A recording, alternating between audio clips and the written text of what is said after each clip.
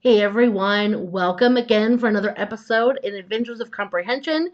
Tonight we've got a jam-packed video. I'm so excited to finally be talking about this because it's something that I feel is not talked about in the PD world a lot. It's something that teachers I know are confused about. And I know that because I was one of them for many years, but it's such a vital skill for students. Have you guessed it yet, or did you just read below right here?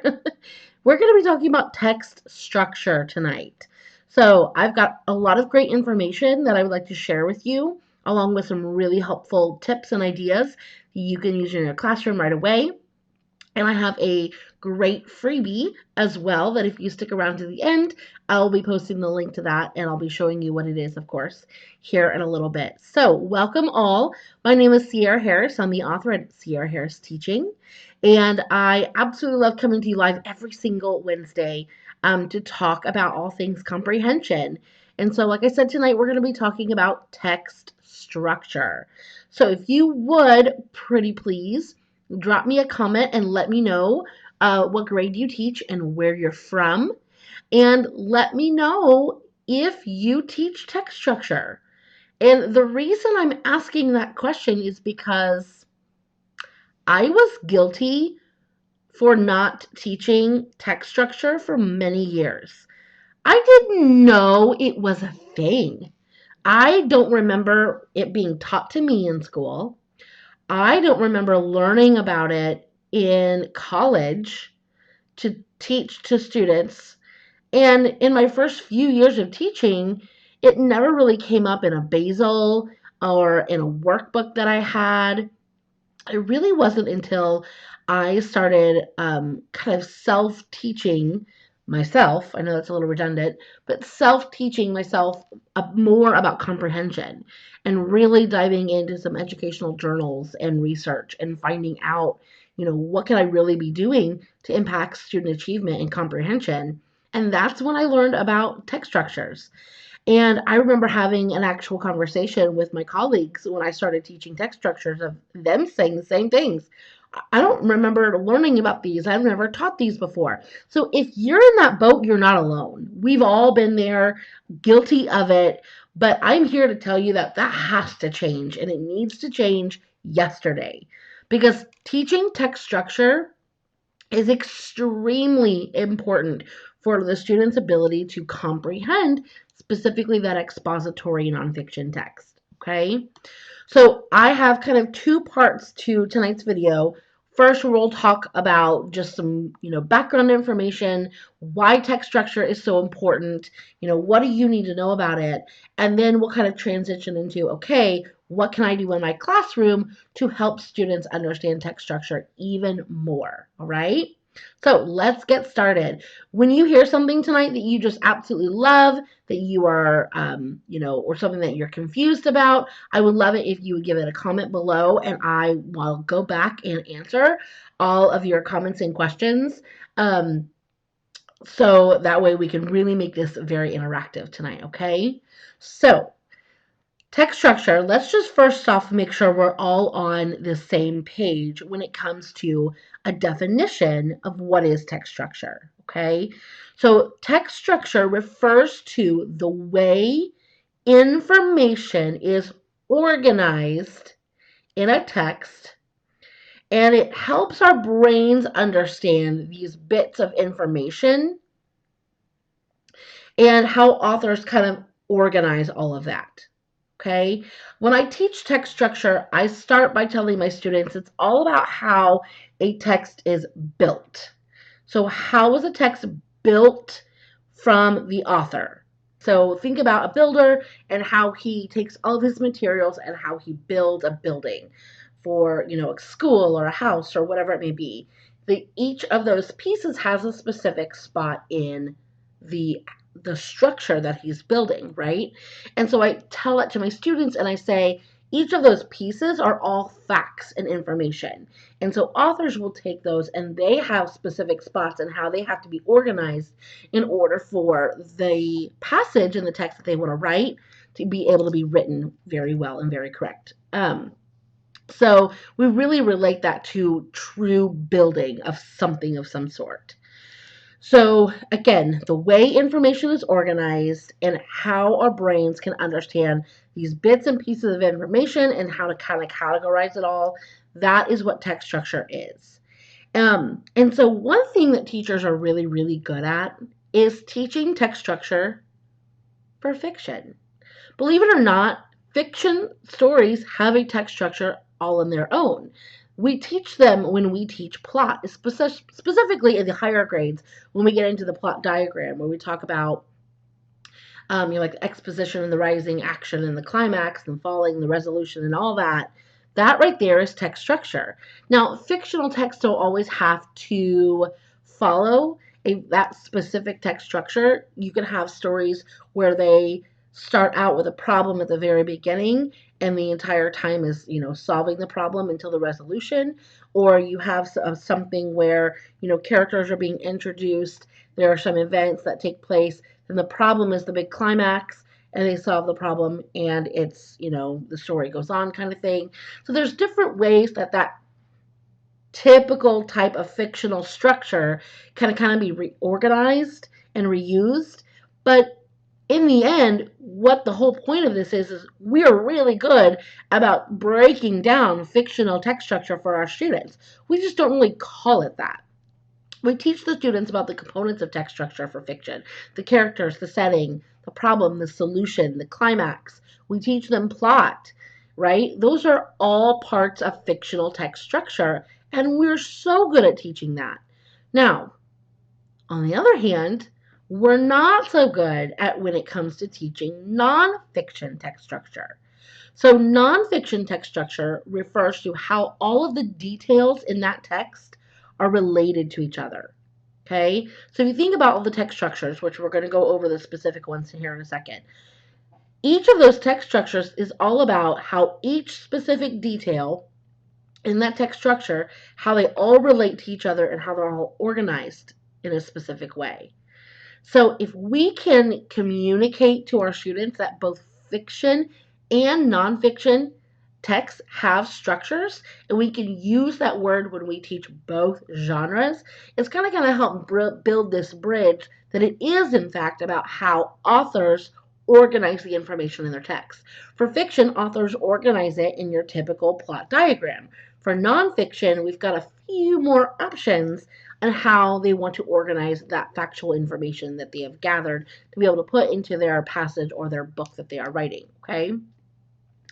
So one thing too about text structure is that it connects back to so many other skills that once we teach and get students to really understand text structure, we're going to see these other skills enhance and increase in understanding exponentially.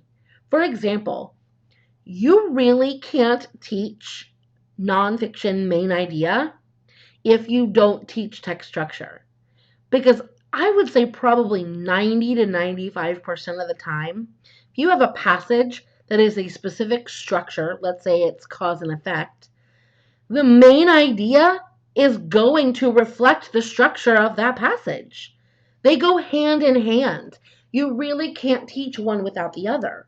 So if you have students who are really struggling with main ideas, specifically in that expository text, then that's what you need to turn to. How much emphasis have you put on text structures to support students' understanding about the main idea of the expository text? If a student can identify how that text is organized, how those details relate to one another, then they're going to be able to then communicate with you what the main idea of those details are, which is the main idea and which are more supporting details. So those two key elements go together like peanut butter and jelly. So you cannot teach one without teaching the other. I mean, when I can remember when I was in the classroom, I would make sure I would completely rearrange as many things as I could in my curriculum map to make sure that text structure and main idea were back to back in my curriculum map because I had to make sure students could see how both of those fit together beautifully. Okay? So, research. I always try to make sure I talk a little bit in my videos about, update research, up to date research on whatever topic we're covering. So, the research in when it comes to text structures is actually a lot more. I'm trying to think of a word, up to date, I guess, than a lot of comprehension research that there is out there. Um, and the research shows that if students have a strong grasp on understanding text structure, then they're going to actually comprehend the information in the text like a lot better than students who don't understand text structures. So a study was done where you basically had a type A class and a type B class. One class understood text structure. They knew how to identify it. They knew how to analyze. They knew how to apply that to other skills like main idea. And then one class lacked this. And they basically compared the two when it came to their overall comprehension of nonfiction. So, just your basic type of comprehension questions. Students who understand text structure and who can see how and why the author organized information in such a way, they get the material a lot easier. They connect to it better. They can ask questions about it quicker and easier.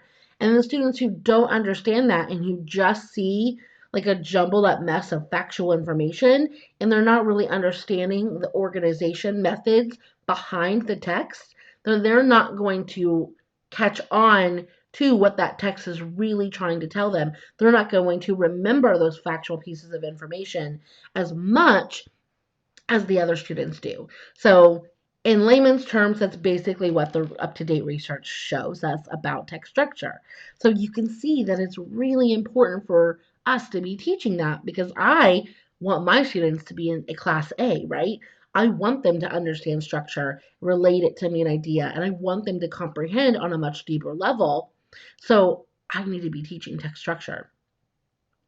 One other thing about text structure, which I think is great, is when your students understand how a text is organized, they're going to be able to go back into that text to find information a lot faster.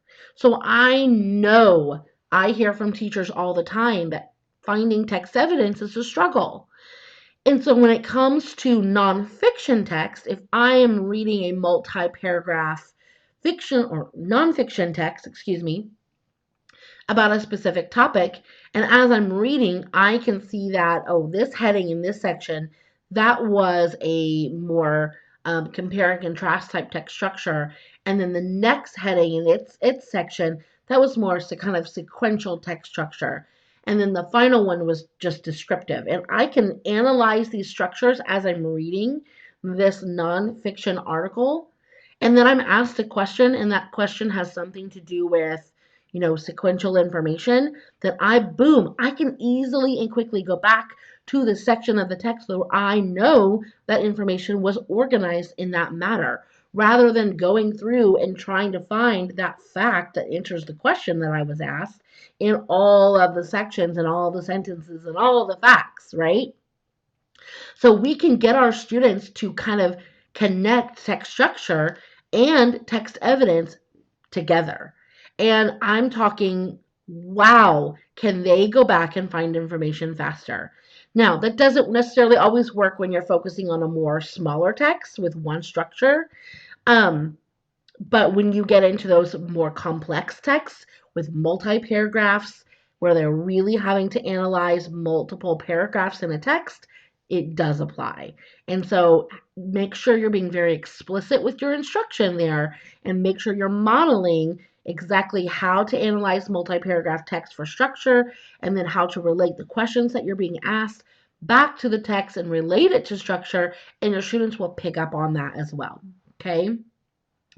And the final thing that I want to say about text structure before I kind of get into some really good tips that you can use in your classroom is that make sure you connect text structure to writing.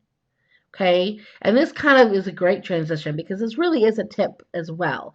So when you teach writing, any kind of writing, right, you are wanting your students to use some kind of a template. You're ultimately using some sort of template for your students to follow when they write, whether it is a fiction or narrative type text and they're following more of a beginning, middle, and end, or maybe they're writing a how-to, right? And they're following more of a sequential type of information or template, or maybe they're writing a formal letter and they're using the parts of the letter, the heading, the body, the closing, and signature. Again, we use templates all the time for writing. Nonfiction text structure in of itself is a template for writing. If you think of each text structure in of itself, each one of those displays a template that we can use not only to analyze a piece of text, but then to turn around and write our own type of text using that structure. So if you have students, think about your students the last time when you were writing an expository text. Did they struggle with that? Was it just jumbled up information and it didn't really have a strong concrete flow to it? Maybe try adding some text structure lessons into your expository writing lessons and see how much better their writing is. Okay? All right, so we've talked a lot about nonfiction structure. Clearly, that's what we're talking about tonight. But we've talked a lot of just about what it is and why it's beneficial and all of that. So let's now really get into what can I do in my classroom to really help my students understand structure better, okay? All right, so, sorry, I've got my notes over here. So if you see my eyes going, I always make sure I'm very prepared for all of our videos together. So one thing you want to make sure that you do when you're thinking about nonfiction text structure is you want to have your students attempt to find the structure early on when reading. I don't mean early on as in grade levels. I mean quickly when they're reading a text. So when you give your students a nonfiction text, one of the first conversations you're going to want to have with those students as they read is what is the structure? Because the structure is going to relate to whatever other conversations you're going to end up having about the text. Almost in any situation, structure will link to whatever conversation you're going to want to have. So if you can have your students get into the habit of analyzing text structure early on as they read, that'd be one of the first things that comes to their mind when they see, this is an expository text.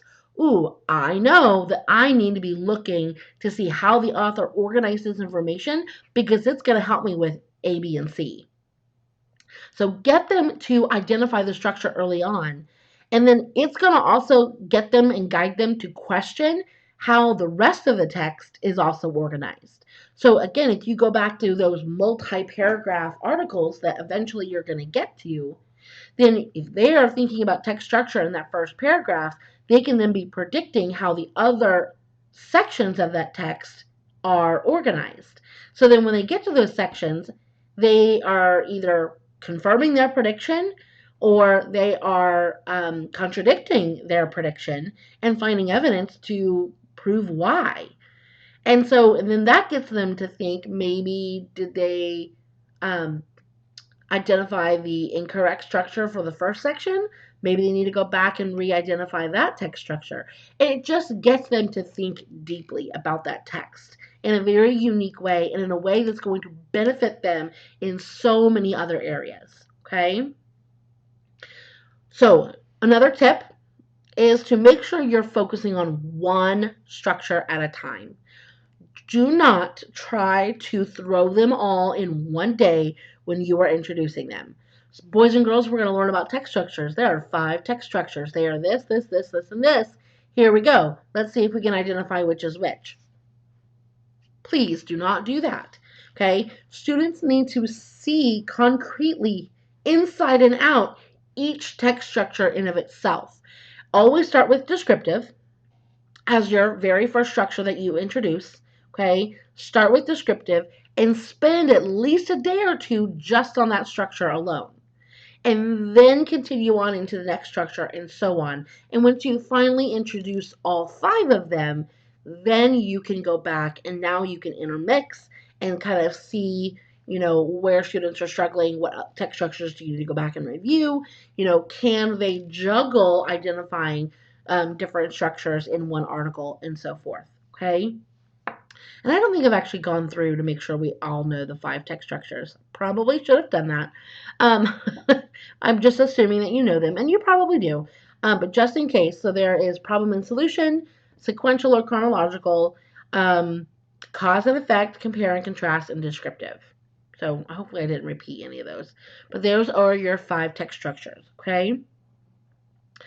Another tip, and this is a great tip that you can try in your classroom, is to show your students similar information but organized in the different text structures. And you'll do this once you've gone through each text structure individually. So when you get to that point and you really want to be able to show them multiple different text structures, kind of side to side, what I like to do is find a topic, let's say dolphins, and I will write 5 short paragraphs all about dolphins. One organized in problem and solution, one organized in compare and contrast with porpoises or something like that, one organized with cause and effect, descriptive, and then whichever one I just left out. So write 5 very short paragraphs and show your students how very, very similar information can all be organized in very different ways, okay? But when they're side to side like that and your students can basically read 5 very short paragraphs, but they are very, very different from each other in the way they are organized, it's going to make this whole text structure thing a lot more black and white. And so then you can do that for multiple topics, and then boom, you flip it around and it turns into a writing activity. Now make them the expert, have them pick a nonfiction topic that they're experts on, and see if they can write 5 very short paragraphs using the 5 different text structures. It's a fantastic lesson. Okay? One thing, of course, and I know you probably do this already, but I want to mention it. Make sure you are using keywords. And so when I say make sure you're using keywords, I do want to caution you though that keywords are not the end all be all when it comes to identifying text structure. So each text structure has specific keywords that an author can use to kind of hint at a certain structure or that help the author use the facts in that specific structure. So if you go on Google and type in nonfiction text structure keywords, you're going to find all kinds of them, okay? I'm not going to relay them all to you here when you can get them all in a very simple Google search. But I will encourage and caution you at the same time to use them. I encourage my students to use them, but I also might encourage my students to verify that the text that those keywords support also matches the purpose of the text. Okay, so for example, they may see the word because a lot in a paragraph, and because is a huge cause and effect keyword. But if the purpose of that text was to compare and contrast two topics or two items or whatever, just because they saw the word because doesn't mean that it's automatically a cause and effect structure. So teach your kids to be skeptical and also teach them to, justify and verify that their text structure is correct based off of the main idea or the purpose of that text or that text in of itself. Okay, so keywords are great. They're a great way to introduce. I would wean them off of them at the end and then get them to really hone in on justifying in justifying the text structure in different ways rather than just the keywords. Okay.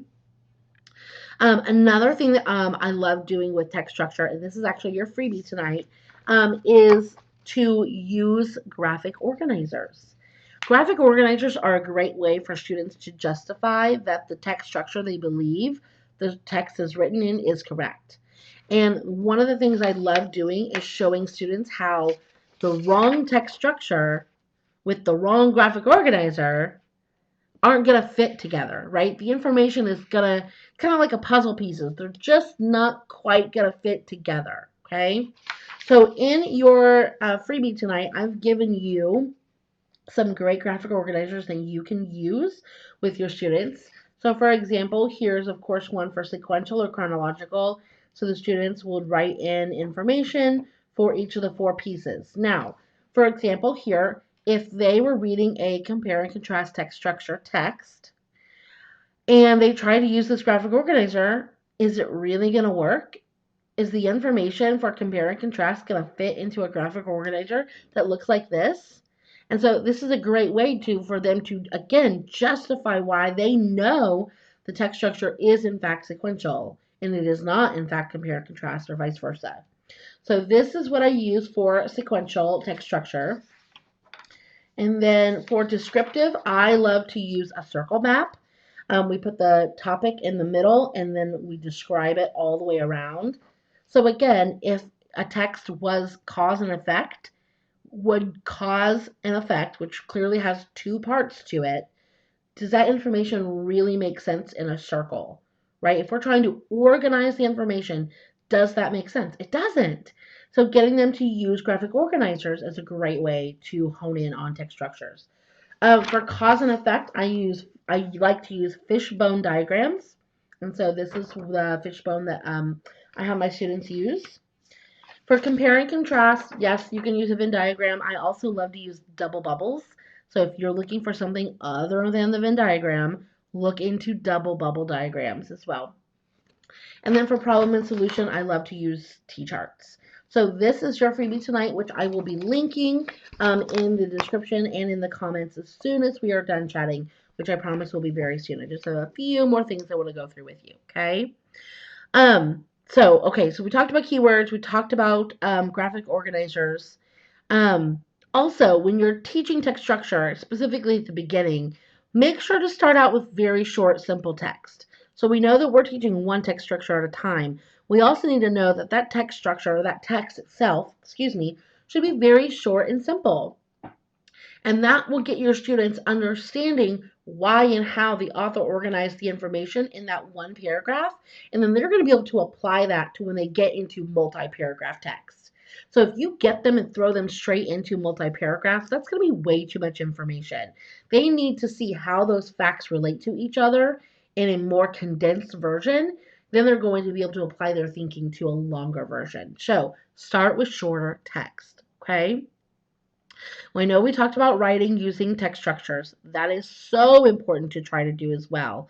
But one other thing that you can do along with that is to practice writing main idea statements in text structure formats.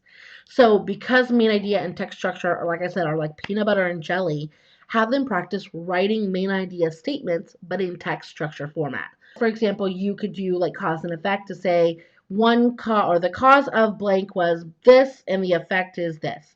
Just a very, very simple cause and effect statement, but that you would pair with a paragraph that's cause and effect text structure, and you would have them fill in this sentence stem based on the main idea of the text. So they get practice writing out main ideas with text structure. So it kind of combines the 2 together. Another wonderful thing that I absolutely love to do is to match text features with text structures. And I actually have a resource in my TBT store that is all about this. So if you're interested, drop me a comment and let me know. But it is in fact proven that certain text features will show up in certain structures. For example, timelines. Automatically, what structure does that make you think of? Sequential, right? We're not always going to see a timeline in a compare and contrast text structure. Doesn't really mesh well, okay? So having students predict what text features they're going to find based on the structure is a great way to start talking about text structure and text features. Or if you come across a text and you're analyzing it for text structure and it doesn't have any text features, have your students predict what text features or create text features that they would use to support that text based on the structure. So it really gets deep and complex, but I promise you it helps them really understand nonfiction on a much deeper level. And the final thing that I'm going to tell you before we go tonight is to please make sure that you are talking about text structure with every single nonfiction text you read. Whether or not it is your objective or your focus, it does not matter. Every nonfiction text you read, take 2 seconds to stop and talk about structure. How did the author organize this information? Because the more you do it, the more you're going to create that habit for your readers. And that habit is going to turn into success when it comes to them being able to comprehend better on that expository text, which we all know is so tricky for them to get. So, that right there is the key to their success when it comes to reading nonfiction. Every single text, talk about text structure. All right? So I will be linking for you your freebie of all your graphic organizers. I will put it in the description as well in the comments. If you have questions about text structure, please let me know. I'm happy to go back and answer all of them. Just comment below and let me know. So thank you so much for joining, and hopefully I've given you a little bit more insight into text structure. So I will see you all next week for another episode in Adventures of Comprehension. Bye, friends.